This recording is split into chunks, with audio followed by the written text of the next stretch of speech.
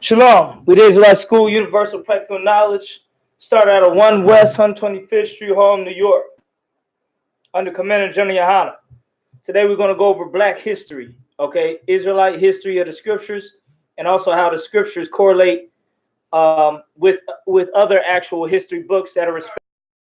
Hold on 1 sec. That are respected in academia. They're respected historians by I.S.U.K.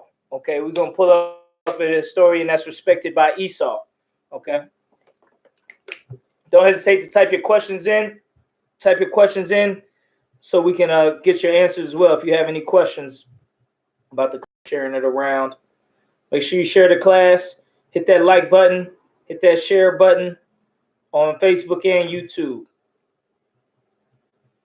Definitely want to share the class all around the globe.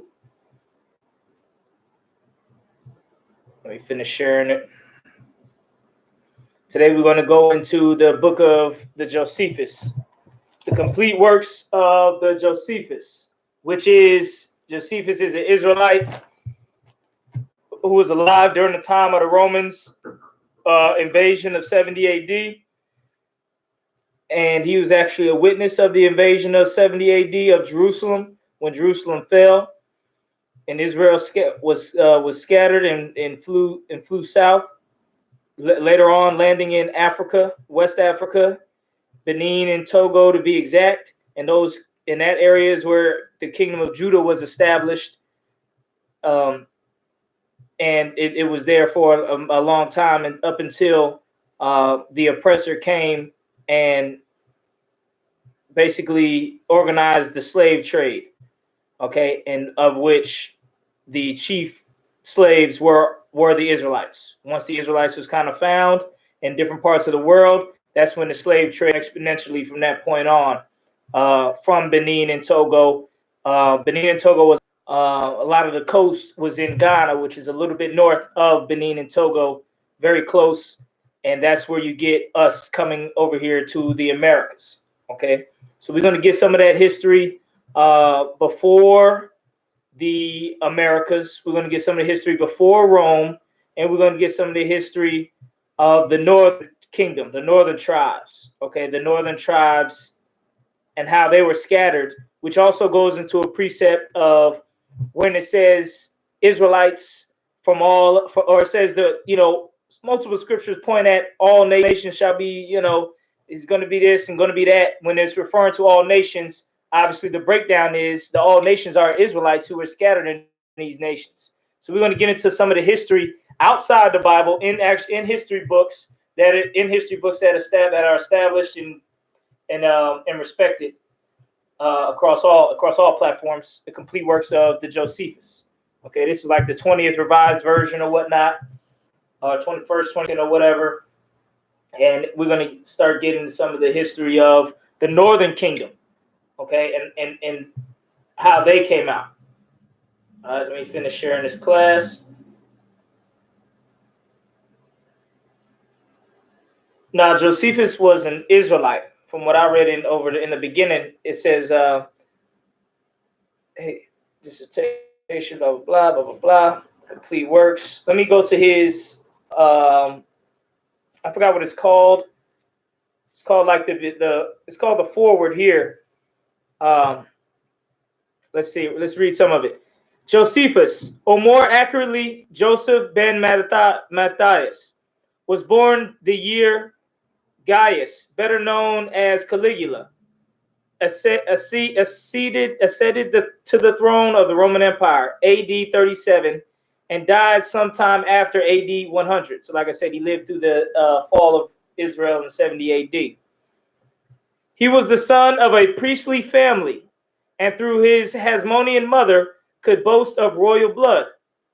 For the biographical details, we are completely dependent on his own works. So he was the son of a priestly family, which, as you know, priests are Israelites only. Let me get this door.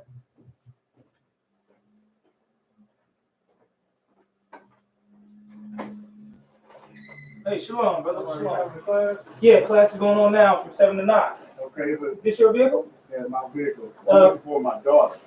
Your daughter? What's her name? Denise.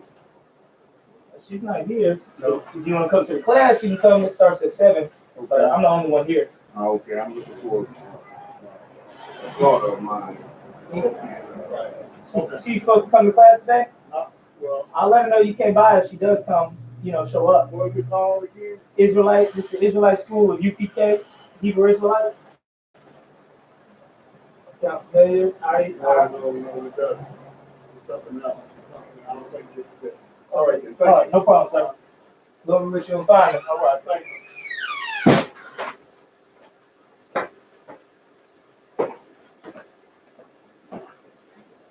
Okay, back to the. Oh, shit.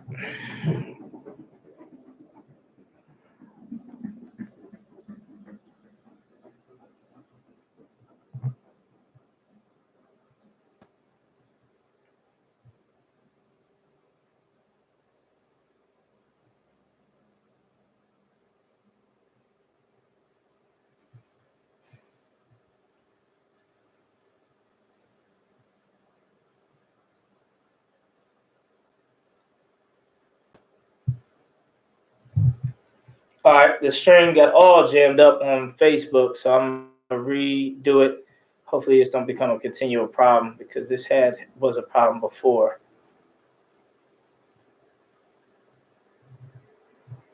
Is that back to the same what it was before? All right, it is what it is. I'm gonna keep going.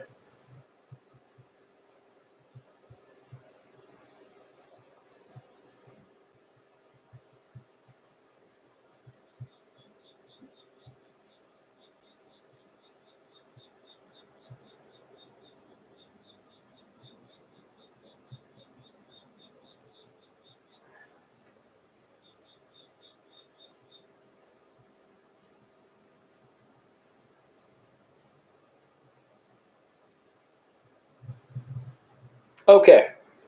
All right. So let's get back to the stream. The oppressor is the devil. The Bible speaks of. That's why that went out like it did. Let me reshare. Good.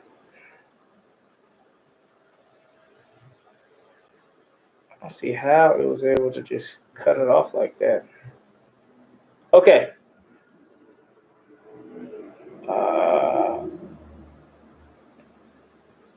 Yeah, so the page I'm on in Josephus, this is the first page. It's like at page 7. I'm reading from page 7. Okay. I'm gonna let you know where we're reading from. Let me get back on the stream thing so everything will be proper. Okay. So we're on page 7 in the Josephus. All right. We're on page 7.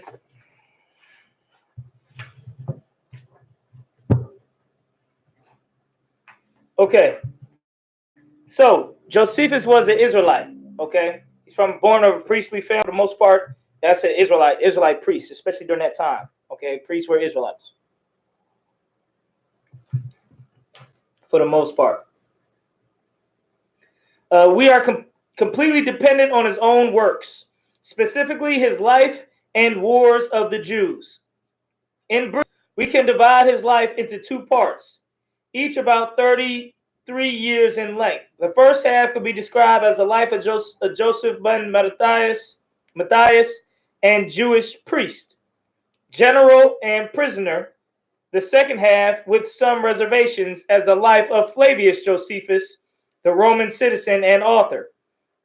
In all fairness, we must add that even the Roman Josephus was a Jew and was doubtless writing to honor his fellow countrymen and to defend Judaism. He never regained the confidence of his own people, however, and even down to modern times has been looked upon as a renegade. All right. So it got some background on Josephus, which is heavy.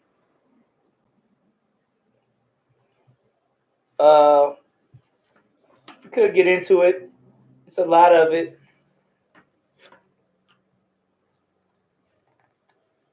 Hold on one sec. Make sure you type your questions.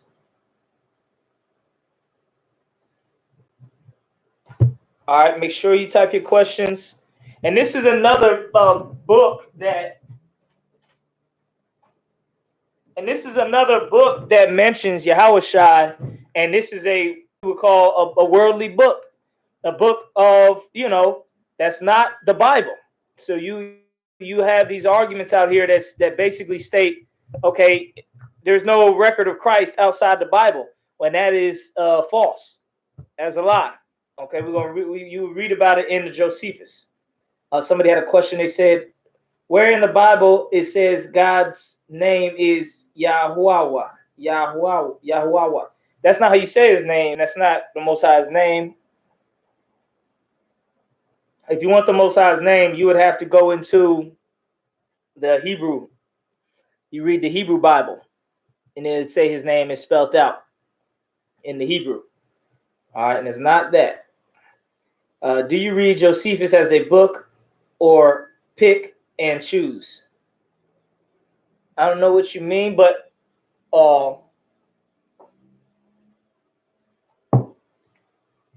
Josephus has a lot of good writing in it. It's on the book list of the UPK for a reason. It's very powerful, and it gives you a good, strong insight into the times of looking back into the past and seeing how things were in the past. Okay, it gives you a real good insight on that. So let me read some of the introductory essay and see what he has to say on that. Valuable as are the remains of classical antiquity, the works of Josephus may be placed at least on a level with the most esteemed monuments of ancient learning. While the historians of Greece and Rome inform us of events connected with perishable states and polities, so basically, if somebody is from a perished state or a country that went down, they really don't want to look into that. Them people, how they see it. You understand? The Greeks and Romans, they don't really do that. Look into that. They like to say what happened. Basically, the Greeks and the Romans, they don't like to get the other point of view. The annals of the Jewish people enable us to trace the progress of dispensations. Basically, the Israelite culture, we kept our own records.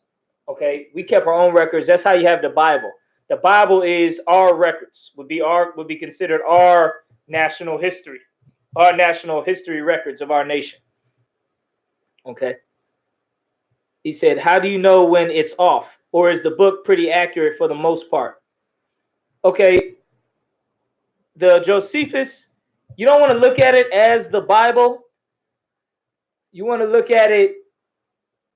You always, a lot of the worldly works, you look at it with a grain of salt or through a lens, but you don't want to look at it as the Bible. You want to look at it as just not as the Bible, as a book that can teach you some things about how things were back in the past. Okay, because he goes into some of the things that's about the scriptures. He talks about Moses. He talks about Hezekiah, Hosea. He talks about a lot of the brothers and stuff in history in the Old Testament. Obviously, he's going off of a lot of the word of mouth things that were around during his time, respectively. You know what I mean? That's some of the word of mouth of his time that he knew, or he learned, or was privy to, or got that information, or was common knowledge around that time.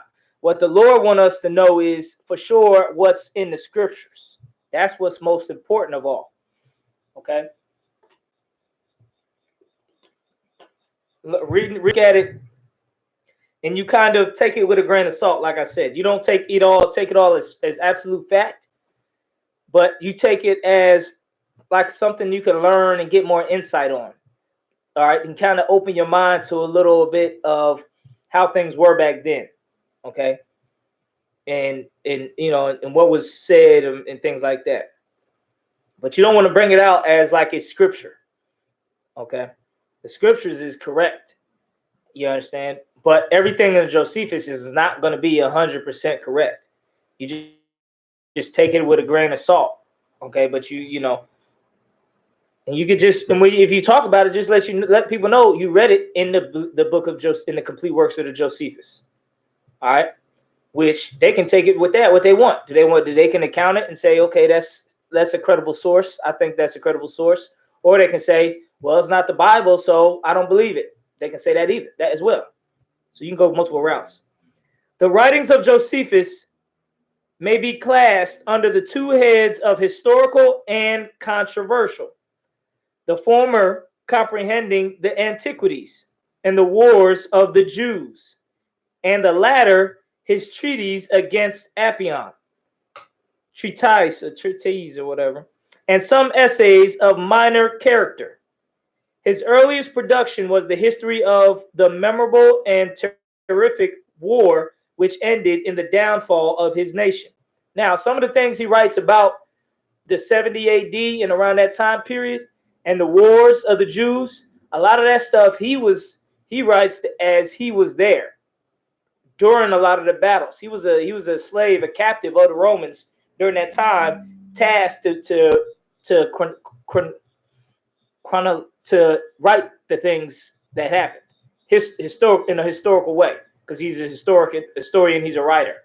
Okay, so they had him writing a lot of the stuff that was going on, but at the same time, you got the oppressor is breathing over his neck, so he can't just write anything how he wants it to be written. He has to write it with in a way that doesn't displease the Romans too much. His earliest production was the history of the memorable and terrific war which ended in the downfall of his nation, the fall of 70 AD of Jerusalem. This work seems to have been commenced with no higher view than that of giving a general and popular account of the scenes in which he had been engaged. It was, therefore, originally written in Syro-Chaldaic, or in the common language of the Jews inhabiting Palestine. When Josephus arrived at Rome, he found numerous accounts of the war in circulation. Some of these narratives were by persons who had but limited means of learning the truth. Others were the production of men who wrote in a spirit of bitter prejudice. So you got to take that into account as well. Even among those who had some portion of the ability and information necessary to such an undertaking, none perhaps could be found so thoroughly well prepared for the undertaking as Josephus, greatly to the benefit of posterity. It means he got money, he got paid from that. Therefore, he employed his first days of repose in the preparation of his work for a more extended circulation. Okay, so basically, he was deep into it. Okay, of being able to write about it. Basically, he was there, and he was more in debt to get the correct information. The Greek language was, at that time, understood by most persons of even an ordinary degree of intelligence. It was read and spoken commonly among a large portion of his own people. The Septuagint translation of the Bible had rendered it venerable in their eyes and must have obliged the priestly order, okay, to which Josephus belonged, to cultivate it with more than ordinary diligence. So it means he put it together with extreme diligence, or with diligence. In this popular and elegant language, therefore, he put forth his work, and the admiration with which it was received confirmed at once the opinion of his genius and merit entertained by the greatest men of his time. So there was other people who wrote about what happened during the time of the fall of Jerusalem, okay, but his works kind of stood above the rest. Okay, his writings and account of it stood above the rest as a more accurate work, according to the men of his time. His qualifications were the better estimated from the candor which circumstances, as well as nature, taught him to cultivate. Okay. Faithful to the duties of patriotism, he was yet sufficiently awake to the vices, to the folly and obstinacy of his countrymen. This enabled him to view and speak of things with a liberal mind. So basically, even though he's an Israelite, he write about the Israelites. He won't just write. He didn't just write only like to make the Israelites sound good.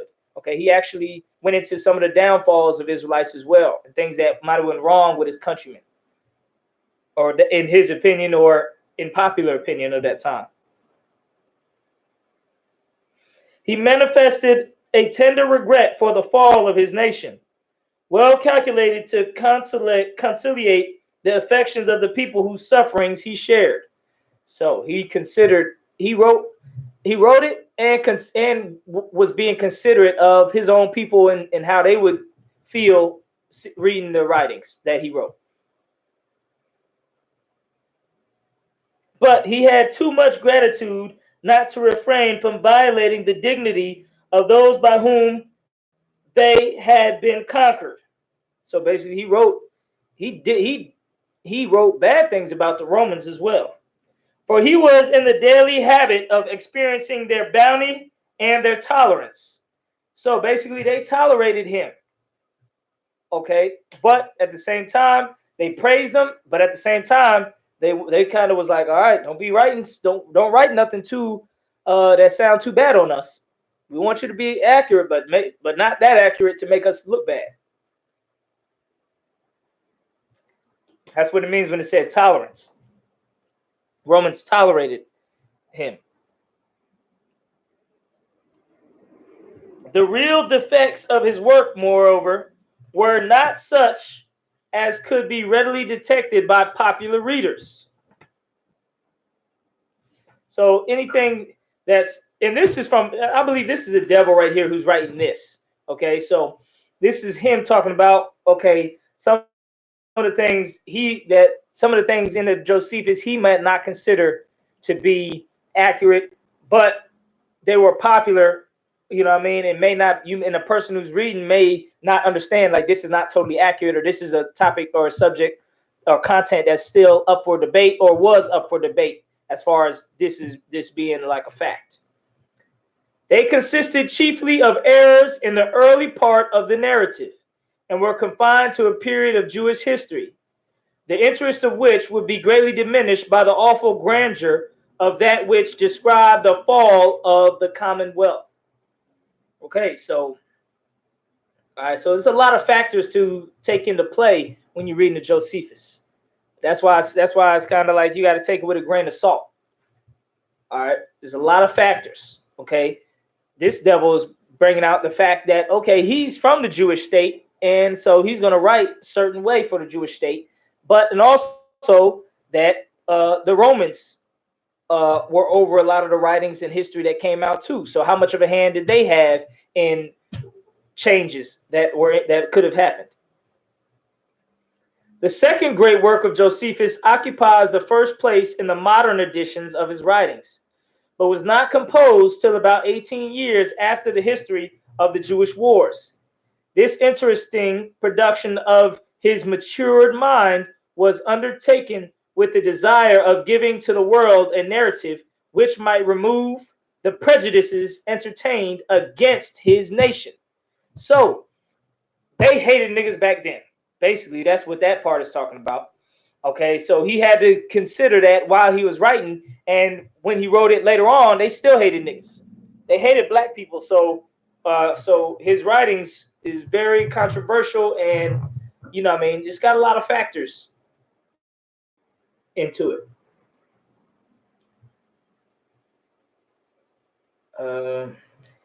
He was evidently ambitious of imitating the celebrated classical historians and of relating the events so dear to the memory of his people in a style which might render the subject acceptable to the learned and accomplished of all nations. So he basically tried to make sure the writings that he wrote about Israel fit into a lot of the other great people in writings and in the writing style of that time. When you look into like back then, you know, you got the famous ones, Plato, Aristotle, and all them famous cats, all that type of in the Greek theology, all that type of, you know what I mean, mindset and style of writing. He kind of brought some of that into play. I mean, because that's basically the only way you'll get it published half the time, or you know you'll be respected half the time is if you're going along with the times. You know what I mean?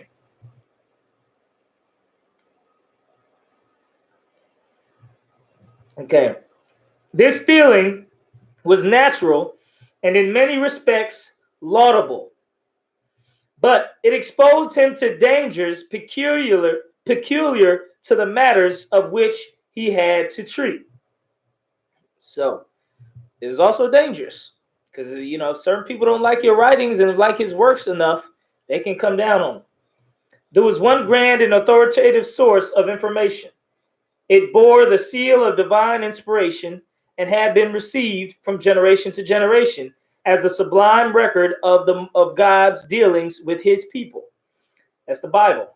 To this primary fountain of information, an honest historian must necessarily have turned with profound reverence. Basically, if you're a historian and you're looking at the works of the Bible, okay, you got to look at it deeply and deeply consider it, because it's got a part that's about God and divine things, but it also is extremely accurate. The Bible is the most historically accurate book as far as kings, kingdoms, time periods, establishments, and wars, and all type of things that were going on in history. The Bible is the most accurate history book of all time. All right.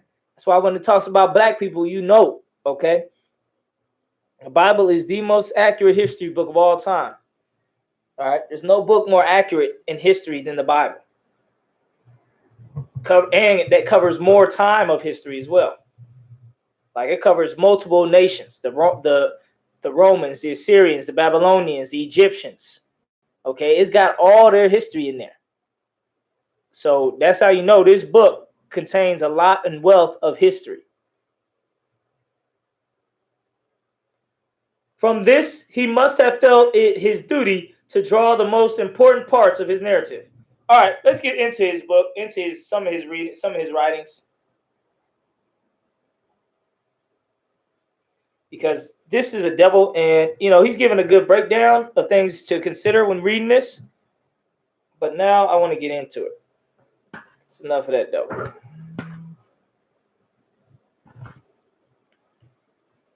Hey, Shalom, Lord Christ, true from a Watt. Let's see, where was I at?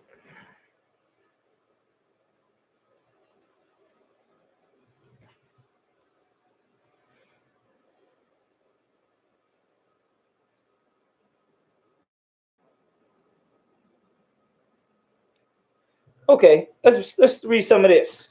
We in page 113, Antiquities of the Jews. Okay, it's titled "How the Israelites, after the misfortune, grew wicked and served the Assyrians, and how the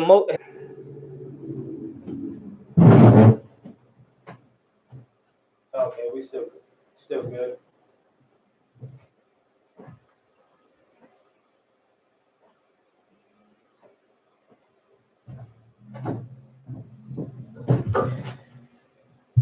Make sure y'all share the class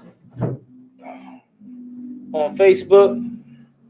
I'm gonna try to share it into a couple more things or get some real quick before we get deep into it.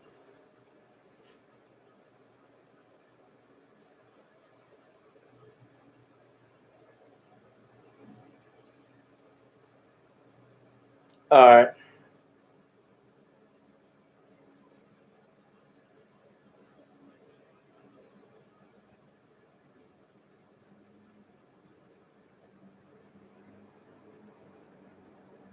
Okay.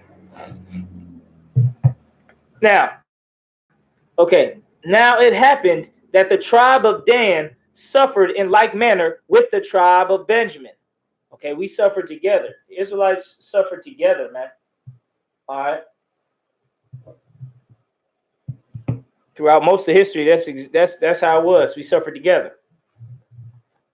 And it came just like today, we suffer together.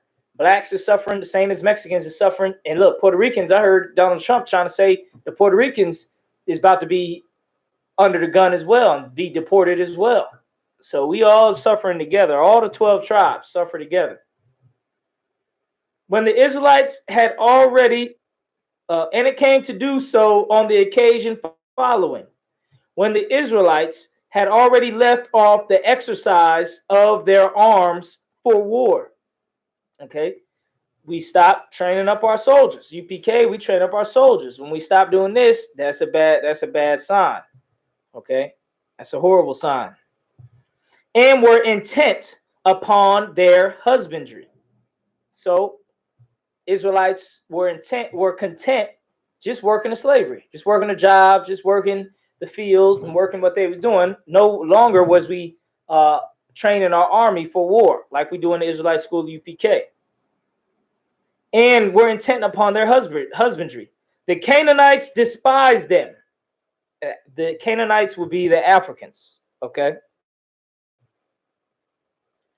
And brought together an army, not because they expected to suffer by them, but because they had a mind to have a sure prospect of treating the Hebrews ill when they pleased.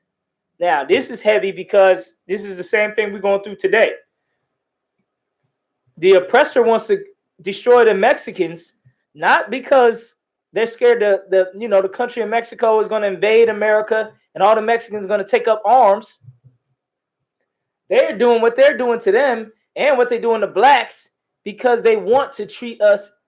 They want to ill-treat us. They want to be able to ill-treat us. They want to be able to, do wickedly to us and beat us and lie to and cheat and steal from us. They want to be able to do those things. This is why they come after us. Not because of, we did anything to them. We didn't do nothing to the oppressor. The Mexicans didn't do nothing to the oppressor. Yet the oppressor came after them.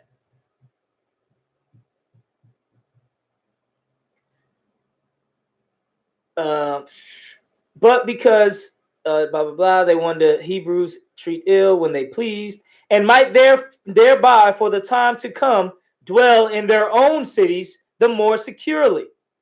Just like the oppressor today, he don't want blacks in his cities. All right, he want blacks away from him. He want to be able to treat blacks bad in the cities. They prepared therefore their chariots and gathered their soldiery together. Their cities also combined together and drew over to them Ascalon and Ekron, which were within the tribe of Judah. These other African cities now. They're joining together and banding together. And many more of those that lay in the plain. They also forced the Danites to fly into the mountainous country. Samson was a Danite. And left them not the least portion of the plain country to set their foot on. So they're driving us into the mountains. Driving us in the mountains is not as much. You can't farm like that. You understand? It's like it's driving us to a place where there's no jobs. Okay, that's what they're doing. How would you could understand it today? And left them not the least portion of the plain country to set their foot on. Since then, these Danites were not able to fight them, and had not land enough to sustain them.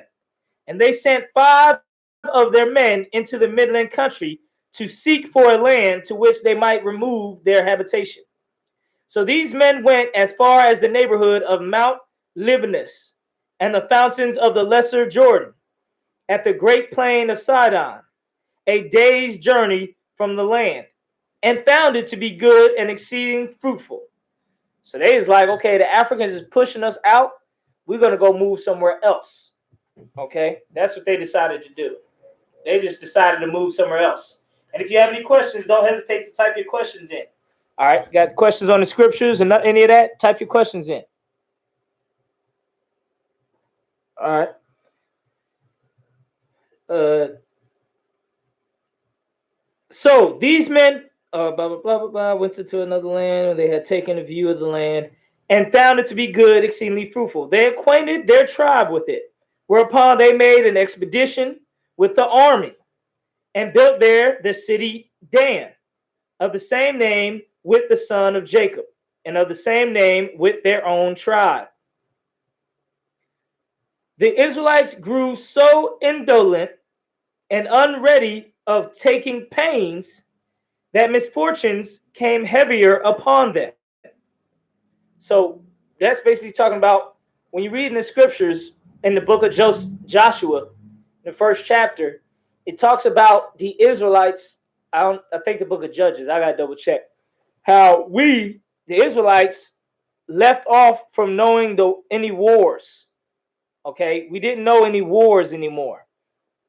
All right, we stopped knowing about the wars of the past and the wars of our forefathers. Same way as today.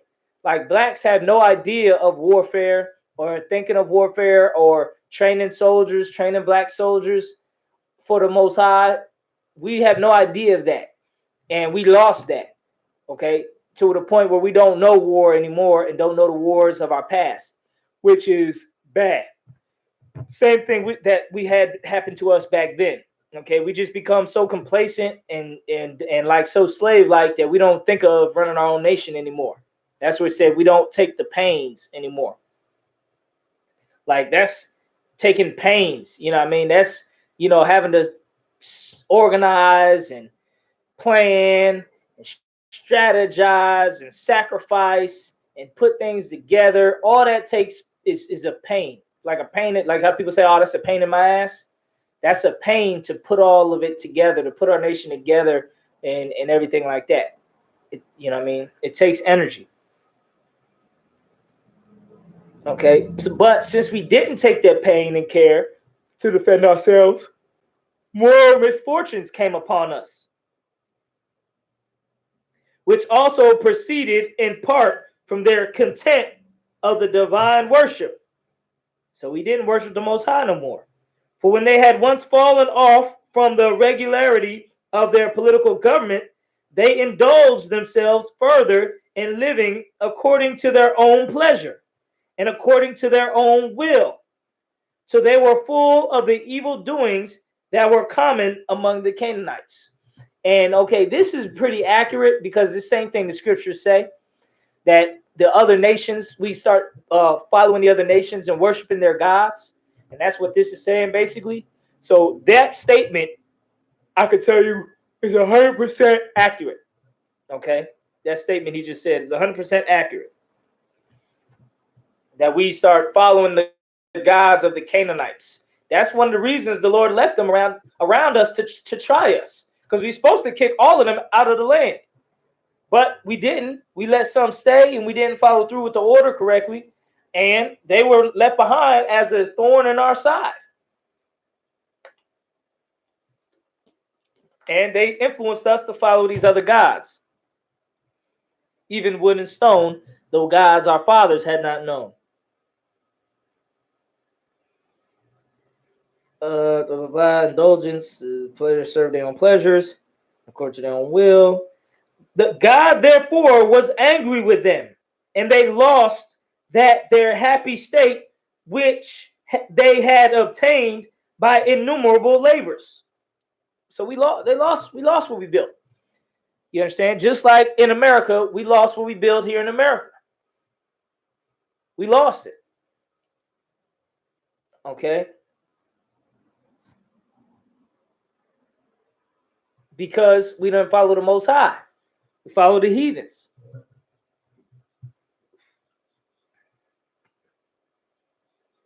Okay. By their luxury, for when Chushan, king of the Assyrians, had made war against them, they lost many of their soldiers in the battle. And when they were besieged, they were taken by force. All our castles and stuff, they took our castles in our city of Dan, all of that. It was taken by force because we didn't serve the Most High, and the Most High was angry with us. Now, this is accurate. I can tell you that. Why do I know this is accurate? Because it's the same exact thing the scriptures say happened. And this is where he's getting it from. The Assyrians during the time of Othniel and all that. This same thing happened. We followed the other gods.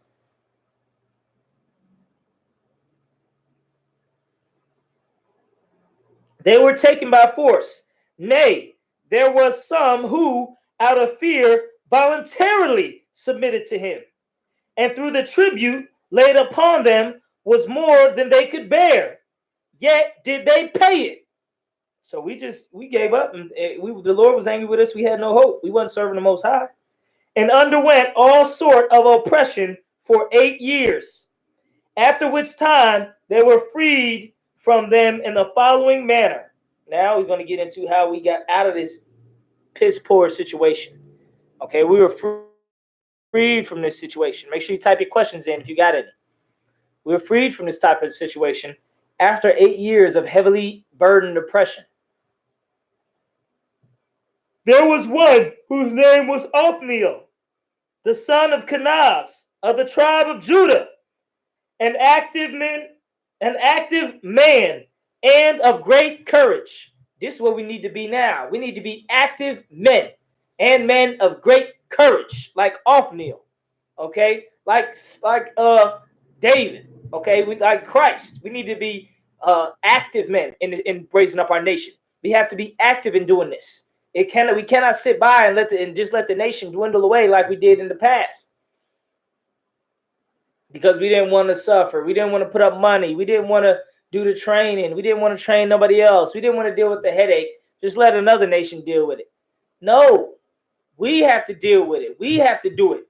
We have to be active and of great courage.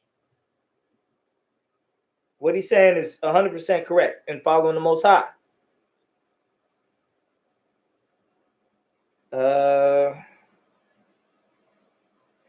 Okay. He had an abomination from God. He had an admonition from God not to overlook the Israelites in such a distress as they were now in. Most High came to him and told him, "You're gonna have to get in this situation. Don't just overlook how bad off your people are. Do something about it. Seek things about it. Be active in doing it, serving the Most High to get it done."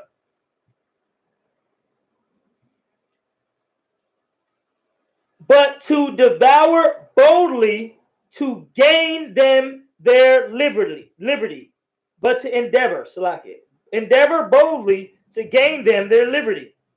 So when he had procured some to assist him in this dangerous undertaking, got some mighty men together with him, and few there were who, either out of shame at their present circumstances or out of a desire of changing them, could be prevailed on to assist him. He first of all destroyed that garrison which Chusan had set over them. Mighty man, that's how you do it. You understand? Through the spirit of the power of the Most High.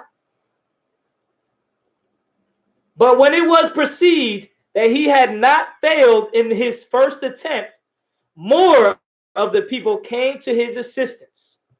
So they joined battle with the Assyrians and drove them entirely before them and compelled them to pass over Euphrates. Hereupon Othniel, who had given such proofs of his valor, received from the multitude authority to judge the people. And when he had ruled over them 40 years, he died. Othniel, man, one of the judges. You can read about Othniel, I believe, in the book of the Judges, where he did this. Okay, and this is going into a little more detail into the situation. Not that much detail. It's basically just recounting the same thing the Bible said, just kind of saying it in another way. All right.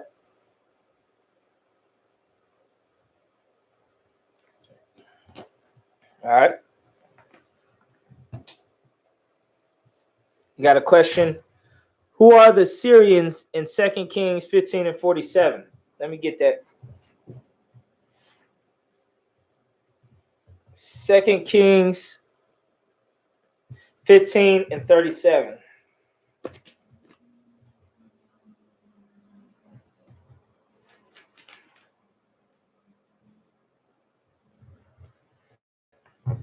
2 Kings 15:37. In those days, the Lord began to send against Judah Rezin, the king of Syria, and Pekah, the son of Remaliah. And Jotham slept with his fathers and was buried with his fathers in the city of David. His father Ahaz, his son, reigned in his stead. In the 17th, when you go down to 16th, it lets you know who they really were. In the 17th year of Pekah, the son of Remaliah, Ahaz, the son of Jotham, king of Judah, began to reign. Syria during that time was the northern kingdom, Israelites, Ephraim and the northern tribes. Okay. So right here, Syria is Israelites, because Syria would be was that northern part until the Assyrians and other kingdoms came in and took the northern kingdom out of that land. But during this time, the Assyrians were Israelites. That's why I tell you that's why he got like Israelite names for that.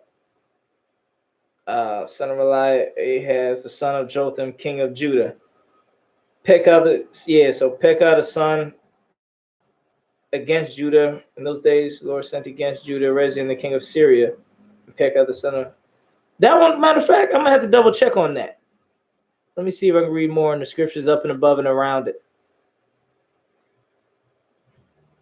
Because it says, in the days of Pekah, in verse 29, in the days of Pekah, king of Israel, came Tiglath-Pileser, Tiglath-Pileser, king of Assyria, and took Ijon and Abel-Machan and Jonai and Kadesh, and took a lot of his lands.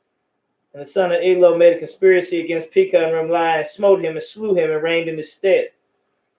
Yeah, it sounds like them Israelites for now. I would say that. You could just double check in the Bible dictionary. Look up the name. All right.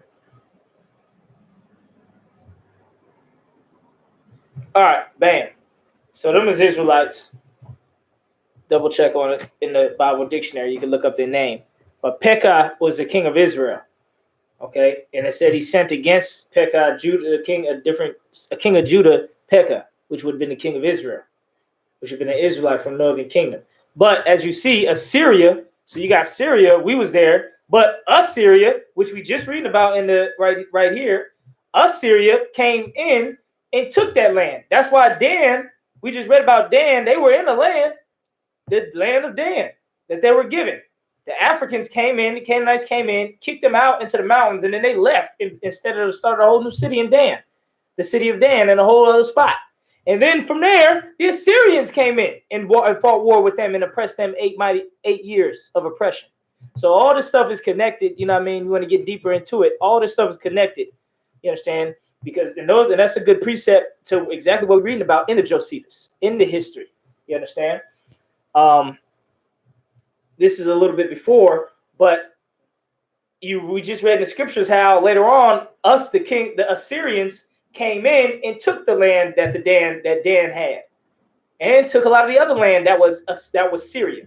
So a time Syria was Israelites until the Assyrians came and the Canaanites and took that land. All right. Now let's go more in the Antiquities of the Jews, page 114. Chapter 4. How our people served the Moabites 18 years and were then delivered from slavery by one Ehud, who retained the dominion 80 years. These mighty men right here, boy. They done did the works, man. They done did it, man. I want to be mightier than these men. Verse 1.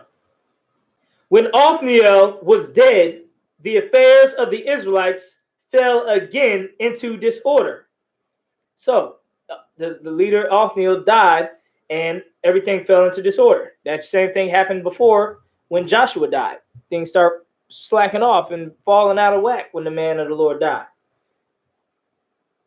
And while they neither paid to God the honor due to him, nor were obedient to the laws, their afflictions increased. Of course, our affliction is going to increase if we don't obey the laws. If we don't keep the laws, such commandments, our affliction is going to increase. till Eglon, king of the Moabites, did so greatly despise them on account of the disorders of their political government. Man, that he made war upon them and overcame them in several battles. So we've seen how weak and disorderly our governments was. That's what made him, gave him, and he was like, man, I'm gonna go attack the Israelites. These are Chinese people. You know what I mean? Or Japanese or Chinese, either one. They're the Moabites. He's one of them too. Okay? And they seen how disorderly our government was and in shambles it was after Othniel died. That's like, oh, this is our opportunity. Let's go. Let's take it. Let's take them in battle. So he overcame them in several battles and made the most courageous to submit and entirely subdued their army and ordered them to pay him tribute. And when he had built him a royal palace at Jericho, he omitted no method whereby he might distress them. Where it said he omitted no method, which means he did everything he could do to distress the Israelites, man. He done made the most courageous of us submit to him. You understand? We can never submit to the oppressor, man. Never. We gotta die and submit.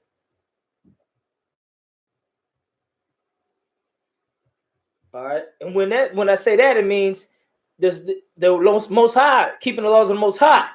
Most High say don't eat pork, and the oppressor says eat pork, then we gotta die to not eat pork.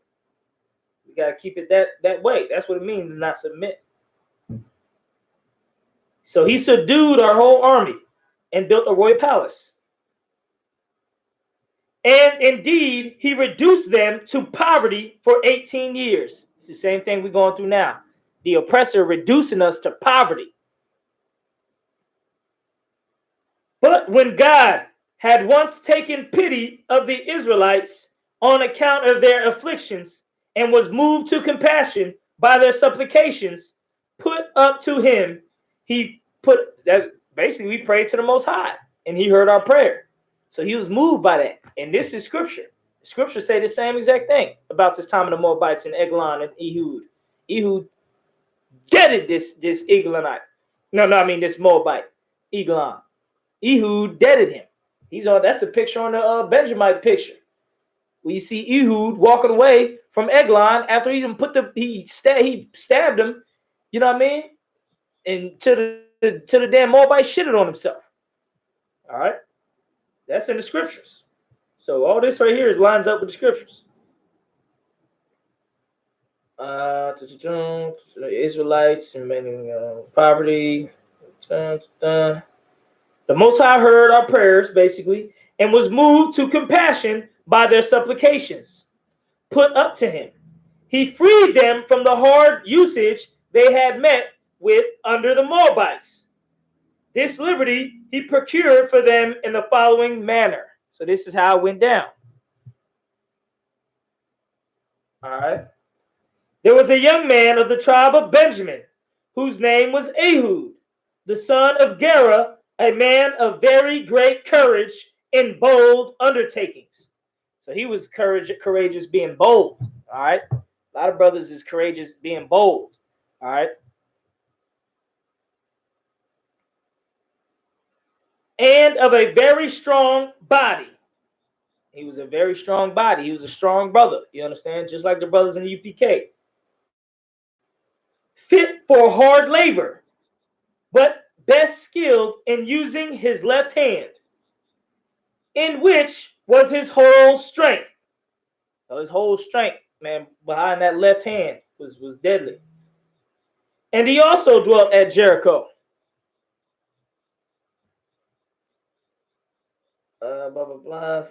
Now this man became familiar with Eglon.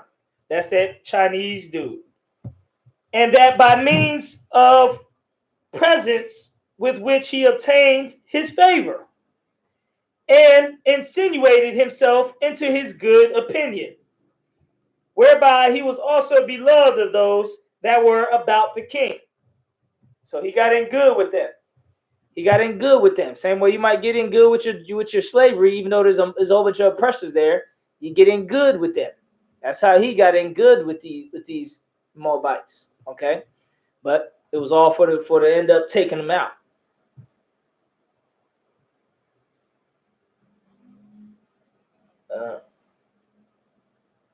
Blah, blah, blah. He gave him presents. He was beloved. Now, when on a time he was bringing presents to the king and had 2 servants with him, he put a dagger on his right thigh secretly and went in to him.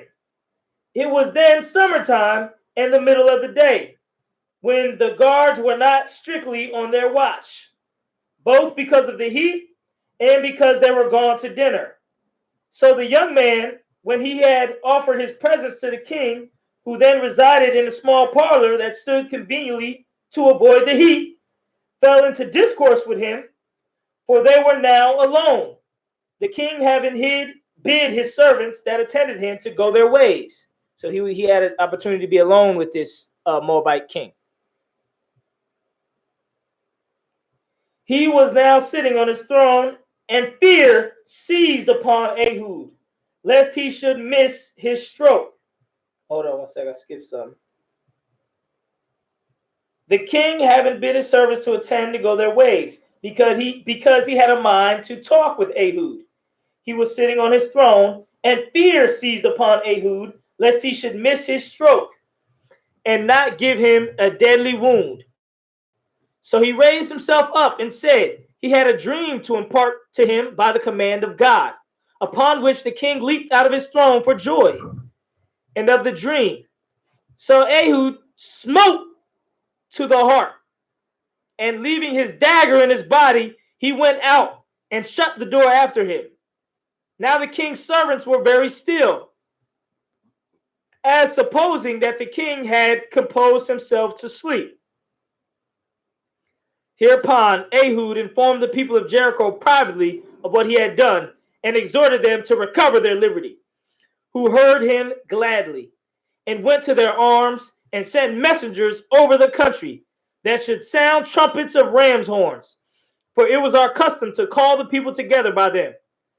Now when the attendants of Eglon were ignorant of what misfortune had befallen him for a great while, but towards the evening, fearing some uncommon accident had happened, they entered his parlor, and when they found him dead, they were in great disorder, and knew not what to do. And before the guards could get together, the multitude of the Israelites came upon them, so that some of them were slain immediately, and some were put to flight, and ran toward the country of Moab, in order to save themselves. Their number was above 10,000. The Israelites seized upon the ford of Jordan, and pursued them, and slew them, and many of them they killed at the ford, nor did one of them escape out of their hands. And by this means, it was the Hebrews freed themselves from slavery under the Moabites, and that's the Most High. Ehud was also on this account dignified with the government over all the multitude. He was given to be a judge, a leader of the people, and died after he had held the government 80 years. He was a man worthy of commendation, even besides what he deserved for the aforementioned act of his. After him, Shamgar, the son of Anath, was elected for their governor, but died in the first year of his government. All right, and with that, I'm gonna go ahead and close out the class. It's a great class going over the history of the Israelites. I know we ended it early, but definitely was a great class, heavy class. You can get into that Josephus and read more about the acts and mighty acts of the Israelites and what we did in times past and what we continue to do even until today. All right. With that said, Shalom Yahweh Hashem Shai Barakatah to all my brothers, and Shalom Yahweh Shemar Al Ba'Shem Shai to all my sisters.